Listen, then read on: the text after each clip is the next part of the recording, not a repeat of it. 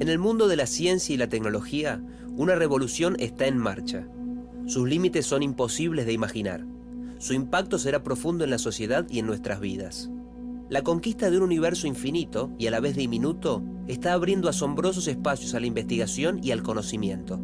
Sus aplicaciones abarcan desde los productos de uso diario hasta desarrollos que podrían transformar la existencia humana. La revolución crece, se multiplica, se acelera.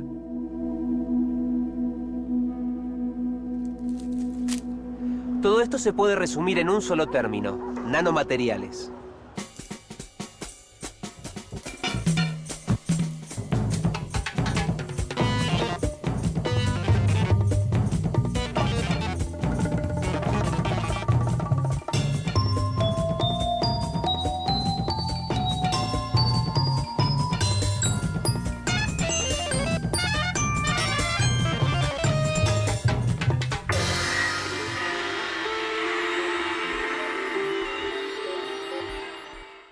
Nos referimos a la nanotecnología como la ciencia de lo pequeño o la revolución tecnológica hacia lo pequeño. ¿Pero a qué deberíamos considerar pequeño?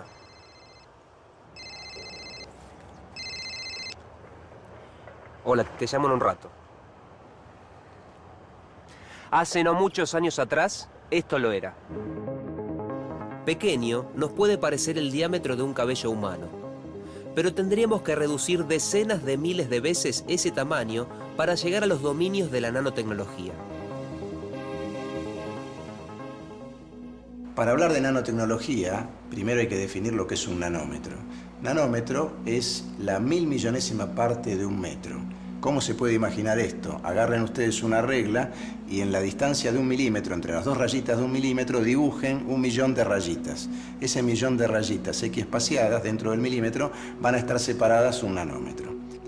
¿Qué quiere decir entonces nanotecnología? Nanotecnología son las ramas de la ciencia y de la tecnología que, trabajando juntas, desarrollan nuevos materiales y nuevos dispositivos aprovechando propiedades atómicas y moleculares a escala de los nanómetros.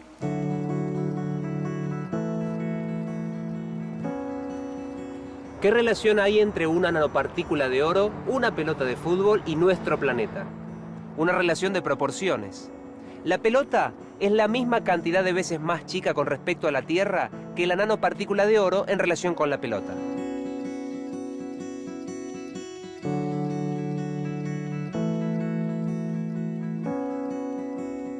En esa escala mínima de la nanopartícula, ¿los materiales son los mismos que conocemos en volúmenes visibles? ¿Qué cambia cuando hablamos de dimensiones de unos pocos átomos? ¿Qué son los nanomateriales?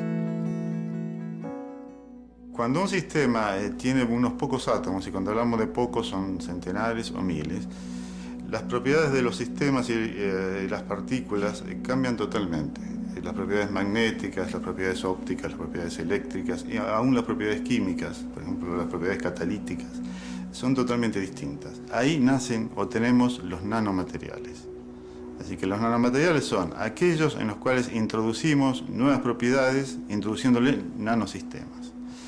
Acá traje un ejemplo, que esto es una cosa absolutamente experimental todavía, pero esto es un hormigón. Los hormigones, como no se flexionan porque se fracturan, se rompen.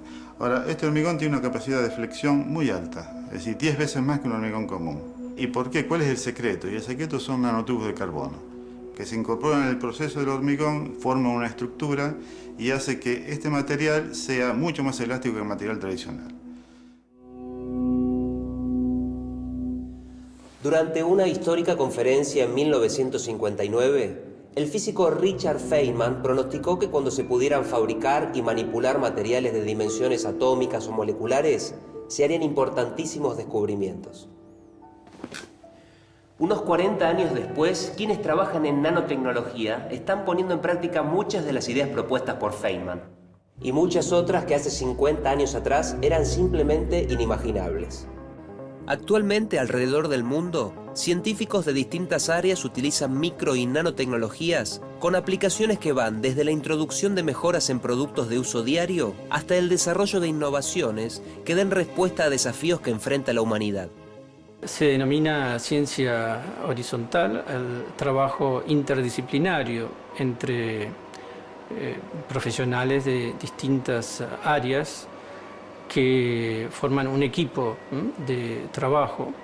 En la actualidad, los grandes problemas que están pendientes de solucionar en la ciencia se tienen que abordar de una manera interdisciplinaria, y de esa manera el impacto, la solución va a ser mucho mayor. En la actualidad se comercializan varios artículos desarrollados utilizando nanotecnologías. Solo en el área de salud y de belleza en 2006 ya existían en el mercado mundial 125 productos. Los más comunes, cosméticos con nanopartículas para favorecer su absorción y pantallas solares.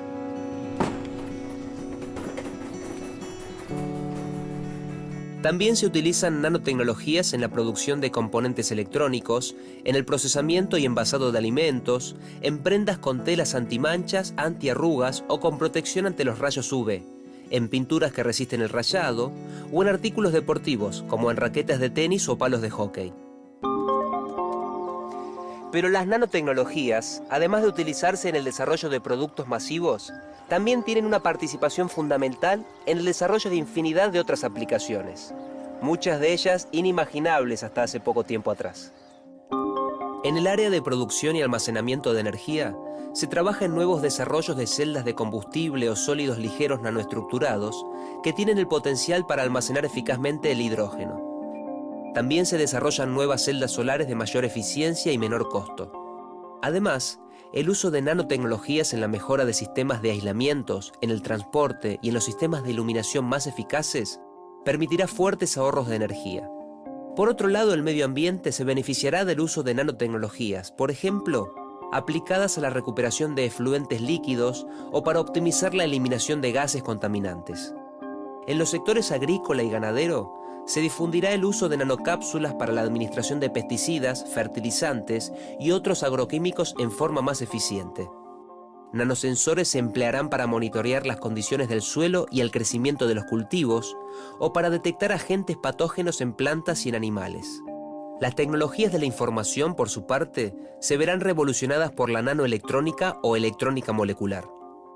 La nanotecnología permite crear nuevos materiales, dispositivos y sistemas mediante el control de la materia en esa escala diminuta del nanómetro. Pero para trabajar en esa escala es necesario ver los átomos y poder manipularlos, algo que se logró a partir de 1981 gracias a la aparición del microscopio de barrido de efecto túnel y sus técnicas derivadas. Bueno, el microscopio de efecto túnel es el primero de una familia de microscopios que se basan en utilizar una punta afilada para obtener imágenes de superficies. La idea básica es simplemente acercar esta punta a distancias muy próximas de la superficie, barrer esta superficie lateralmente y de esa manera ir relevando una cierta información que a uno le interesa. En el caso del microscopio de efecto túnel, que entre toda esta familia es el único que nos da resolución atómica, que nos da imágenes de átomos y moléculas y de defectos de forma individual, lo que ocurre a nivel microscópico, cuando si uno lo imagina a nivel microscópico, lo que va a tener es que la punta se encuentra muy próxima a la superficie, pero sin tener un contacto mecánico con la misma. Lo que se hace es polarizar, es poner una diferencia de voltaje entre la punta y la muestra, y eso es suficiente para que se establezca una corriente eléctrica, una corriente de electrones, y eso se debe a un efecto que ocurre en el mundo microscópico, que se llama efecto túnel, que permite que estos electrones salten de punta a muestra a través del vacío. Otra de las características de este microscopio que lo hacen absolutamente maravilloso es que tiene la capacidad no solo de observar, de crear imágenes de átomos y de moléculas en forma individual, sino que además uno puede moverlos a estos átomos y puede disponerlos de una manera, formando, por ejemplo, en este caso un arreglo circular o un arreglo hexagonal o un arreglo triangular.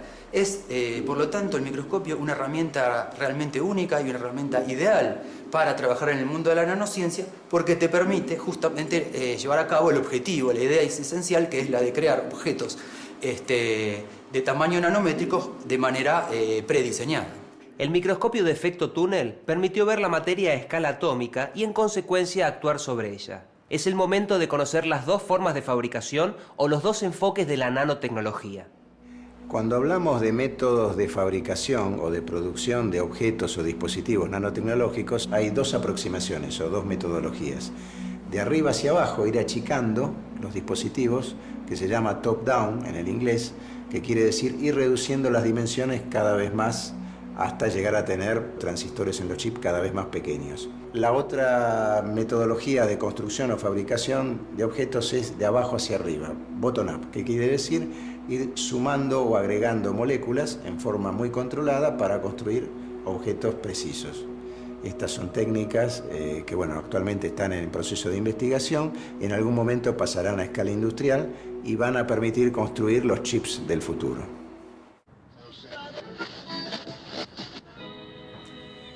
¿Cuándo fue que se inició ese camino hacia la reducción de tamaño, la miniaturización, el llamado de arriba hacia abajo?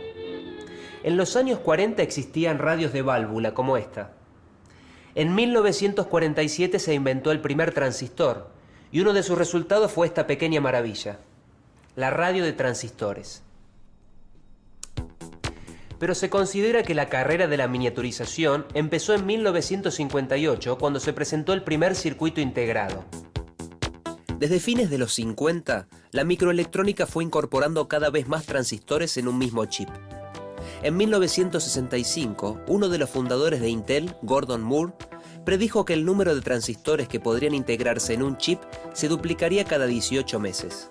Esta llamada ley de Moore fue cumpliéndose en forma aproximada, pero también fue casi un objetivo autoimpuesto por los fabricantes. El primer procesador de Intel apareció en 1971. Era el modelo 4004 con 2250 transistores en su interior. Actualmente, un solo chip puede contener decenas de miles de transistores y son comunes los microprocesadores con tecnologías multicore de más de 1.000 millones de transistores. Pero, ¿cuál será el límite por este camino de arriba hacia abajo? ¿Cuál será la barrera de esta miniaturización y qué sucederá cuando se alcance? Cuando hablamos de la microelectrónica y de estos chips, estamos viendo que para el año 2021 se va a terminar, esta reducción de escalas de tamaño que predice la ley de Moore. Pero ya va a haber problemas en el año 2018, siguiendo la ley de Moore, cuando se llegue a transistores de arquitecturas de 16 nanómetros. ¿Por qué va a haber problemas? Porque en esas arquitecturas va a estar tan concentrada la energía en pequeñas dimensiones que vamos a tener que sacar mucho calor de los chips de las computadoras. Bueno, cuando se llegue a esta etapa, alrededor del año 2020, no va a quedar otra posibilidad que empezar a fabricar nuevos chips de nanoelectrónica de abajo hacia arriba, bottom-up. Esto va a permitir entrar en una nueva era de nanoelectrónica, de dispositivos más pequeños y probablemente más innovadores que los que están actualmente. Todo lo que nos rodea está compuesto por átomos, incluso nosotros mismos. A partir de los átomos se pueden construir nuevas estructuras, materiales funcionales o nanopartículas para distintas aplicaciones. Pero en 1 miligramo de materia hay miles de millones de átomos. Manipulándolos uno a uno, el tiempo que nos llevaría a construir algo sería incalculable. ¿Cómo se construye entonces átomo por átomo? Bueno, la segunda aproximación a la nanotecnología es la de empezar a fabricar objetos desde abajo hacia arriba, o lo que se llama la aproximación bottom-up. Recordemos que la nanotecnología, al trabajar en la escala del nanómetro, está en una escala intermedia entre los objetos cotidianos y los átomos y moléculas. Entonces, para una persona que trabaja con átomos, un nanómetro son 10 átomos puestos uno al lado del otro. Entonces, el desafío para la gente que viene desde abajo hacia arriba, para el bottom-up, es el de tomar los átomos, conocer sus reglas de combinación entre ellos, hacer química o física en la escala atómico-molecular y construir objetos cada vez más grandes.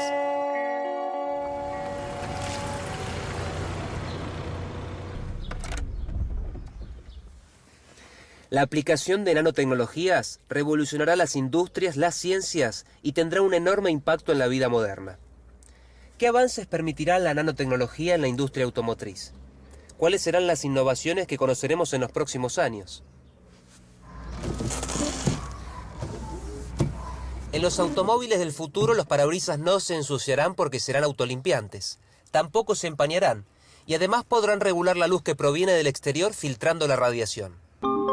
Materiales como nanotubos de carbono podrán aumentar la eficacia de los paragolpes y a la vez reducir el peso de los vehículos. En lugar de focos, el coche tendrá lámparas extremadamente planas compuestas de nanoláminas lumínicas. En el interior, los asientos, revestidos con nanopartículas de carbono o grafito, serán totalmente ignífugos. Los autos tendrán una serie de nanosensores con distintas funciones, entre otras, detectar a distancia hasta ínfimas trazas de hielo sobre el camino.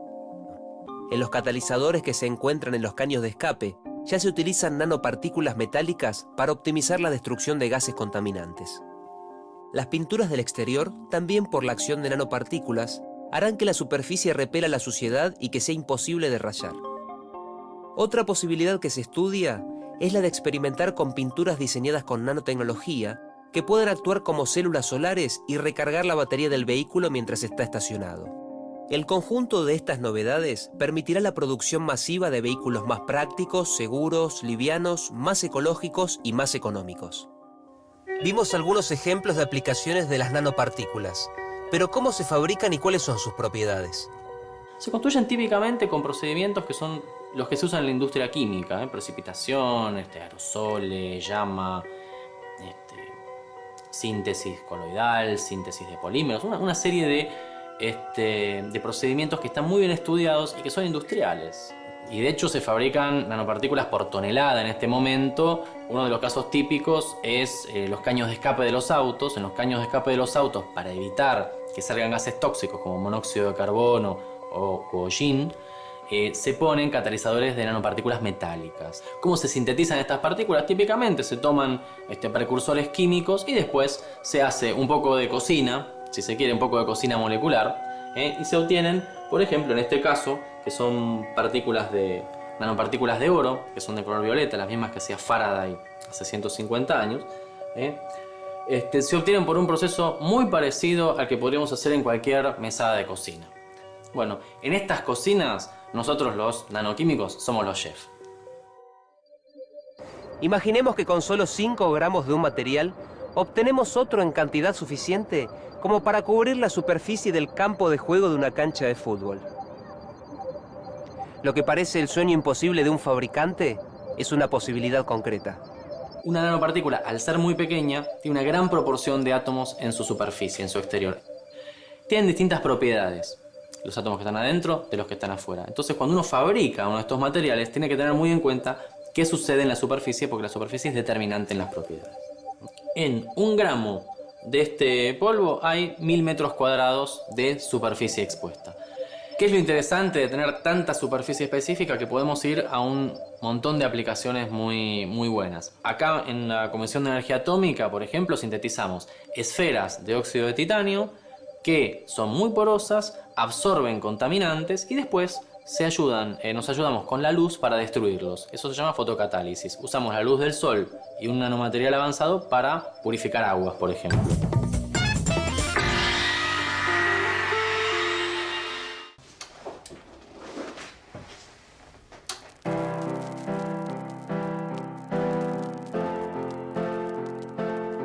Imaginen si a partir de los átomos de carbono se pudieran crear nuevas estructuras y lograr un material 100 veces más resistente que el acero, pero también 6 veces más liviano y que nos permitiera utilizarlo en infinidad de aplicaciones.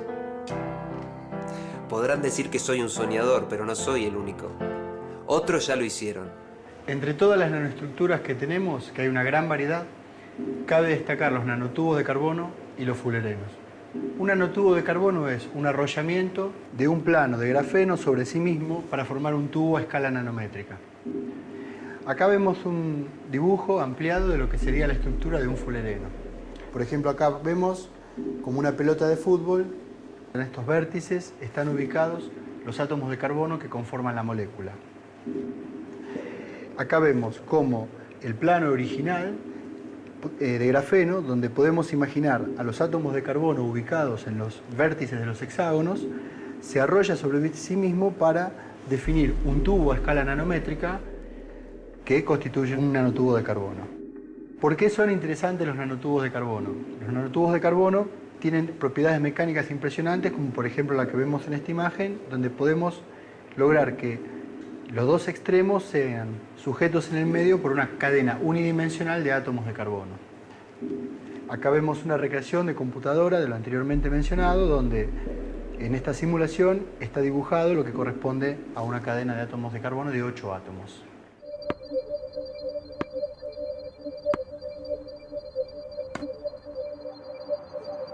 Los nanotubos de carbono se emplean en productos nanotecnológicos que son de uso común en el mercado, como las raquetas de tenis, más resistentes y livianas. También se estudia su utilización en prótesis que no causan rechazo. Pero además de su adopción para productos cotidianos, aplicaciones médicas o los nuevos horizontes que permitirá a la electrónica, el uso de los nanotubos de carbono ya trasciende la superficie de nuestro planeta. La nanotecnología y la microtecnología tienen un montón de cosas guardadas para usar en las misiones espaciales. Hay mucho por descubrir y hay muchas cosas que hoy ya se saben y ya se pueden fabricar que pueden traer muchísimas ventajas. Por ejemplo, en los sistemas espaciales se necesitan muchas cualidades importantes de los materiales, como una gran resistencia mecánica, como resistencia a la radiación, una gran disipación de temperatura, propiedades eléctricas, propiedades mecánicas, térmicas, son muy importantes en el espacio. Y la nanotecnología va a contribuir mucho en los próximos años con nanopartículas y con nanotubos. Los nanotubos de carbono, que se pueden usar en fibras, tienen una gran resistencia mecánica. Por ejemplo, una fibra de carbono común de las que se usan en los autos de carrera son aproximadamente 10 veces más resistentes mecánicamente que un acero, que un buen acero. Y una fibra de carbono hecha con nanotubos de carbono es 1000 veces más resistente que el acero. Y esto es una ventaja muy grande para todos los componentes de un satélite o de una aeronave, porque realmente se buscan materiales con mucha mayor resistencia y mucho menor peso. La síntesis en la obtención de nanomateriales es un punto clave de la nanotecnología, y sus aplicaciones solo son posibles cuando estos materiales son obtenidos con la forma, estructura y composición química deseadas. Y las dimensiones, claro. En este gráfico vemos relaciones de tamaño. A la derecha, entre los más grandes, el diámetro de un cabello o de un grano de polen o de arena. Y abajo, en el centro, decenas de miles de veces más pequeñas, las dimensiones de los materiales que deseamos obtener.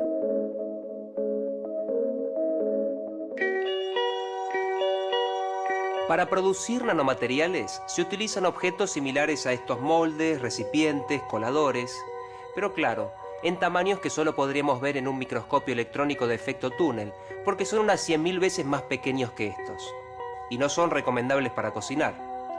Aunque se utilizan, por ejemplo, para obtener nanotubos de óxidos magnéticos a partir de un método novedoso. De la misma forma que cuando cocinamos un flan, por ejemplo, necesitamos un molde. Bueno, para este caso se usa un molde, y el molde que se usa es una membrana de policarbonato en la cual tenemos poros pasantes que por supuesto no vamos a poder ver porque son muy pequeñitos. O sea, esta es una membrana de policarbonato porosa. Esa membrana de policarbonato porosa la ponemos en un portafiltros con un líquido alojado en una jeringa,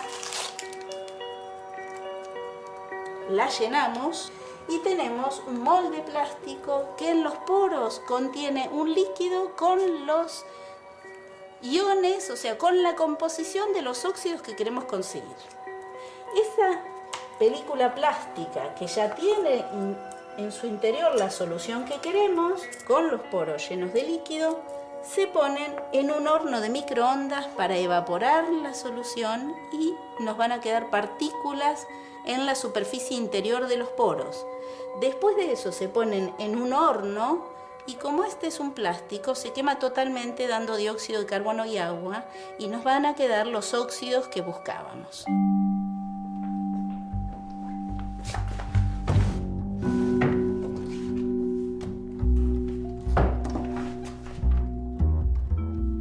La detección ultrasensible de moléculas es uno de los grandes objetivos en los que físicos, químicos, biólogos e ingenieros trabajan conjuntamente. Porque detectar e identificar una única molécula tendría aplicaciones de enorme interés para infinidad de áreas. En medicina permitiría detectar cambios antes de que den lugar a enfermedades graves o irreversibles. Descubrir si algo o alguien estuvo en contacto con ciertas moléculas específicas podría resultar clave en investigaciones criminológicas, forenses o en cuestiones de seguridad. También podrían analizarse contenidos de compuestos en trazas minúsculas en problemas de contaminación. ¿Qué otras utilidades podríamos encontrar al detectar e identificar una única molécula, además de las ya mencionadas? Este es un laboratorio de propiedades ópticas. Lo que hacemos es usar la luz para estudiar materiales y por otro lado también diseñamos materiales que pueden modificar la luz de la manera en la cual nosotros nos planteemos, lo busquemos. Una de las técnicas que hacemos aquí se llama espectroscopía Raman. La idea es que uno puede mandar luz sobre una muestra que tenga moléculas, que tenga un material sólido, líquido o gaseoso, lo manda con un cierto color definido, para eso usamos láseres, y la luz que sale con un color corrido respecto al que entró. Y sale corrido porque las moléculas o el material están vibrando. Eso se viene haciendo hace muchos años. La novedad que surgió en los últimos 10 años, digamos, relacionada con los estudios de nanociencia y nanotecnología, es el hecho de que nosotros nos pusimos a estudiar materiales que son muy pequeños. Eso quiere decir que cualquier material que estudiemos tiene muy poca cantidad, muy poco volumen, muy pocas moléculas. Las tenemos que detectar, hemos tenido que desarrollar métodos para poder detectar poco material. Ese ha sido un desafío y lo que hemos avanzado nosotros, en paralelo con muchos laboratorios del mundo, es en desarrollar técnicas que se basan en agarrar materiales y hacer materiales con deformaciones de tamaño nanométrico, y eso cuando uno lo hace de ciertos materiales como oro o plata, eso funciona como una antena, de tal manera que uno puede mandar luz, esa antena amplifica la luz en su superficie, entonces uno puede poner una molécula sobre esa superficie y esa molécula va a sentir sobre sí un campo electromagnético, una intensidad de luz que es muchísimo más grande, y eso nos va a permitir hacer una detección mucho más sensible. Una aplicación de esta técnica se utiliza en nanodetectores de glucosa y de contaminantes en la agroindustria. Después de varios años de trabajo con grupos de químicos y bioquímicos de la Argentina, de La Plata y de Buenos Aires, hemos logrado desarrollar un nanosensor de glucosa. Lo que hicimos fue ensamblar sobre una nanopartícula de oro de 20 nanómetros de diámetro una enzima que se llama glucosa oxidasa, que responde a la presencia de glucosa y que está conectada mediante una molécula a la nanopartícula, y esa molécula funciona como un cable molecular. Nosotros podemos sensar a través de la espectroscopía de Raman cambios en ese cable, permitiéndonos saber si está conduciendo o no electricidad debido a la presencia o no de glucosa. Dado el tamaño que tiene y la manera en la cual lo podemos sensar, podemos pensar de introducir estos sensores para glucosa dentro de células y ver cuál es el comportamiento de la glucosa dentro de tamaños tan chiquititos como un micrón, ¿no? En la Argentina, excelentes profesionales, investigadores y científicos de distintas áreas trabajan en nanociencia y en nanotecnología. Como en cualquier área, se debaten políticas, presupuestos, objetivos, pero una cuestión es prioritaria: la formación de investigadores.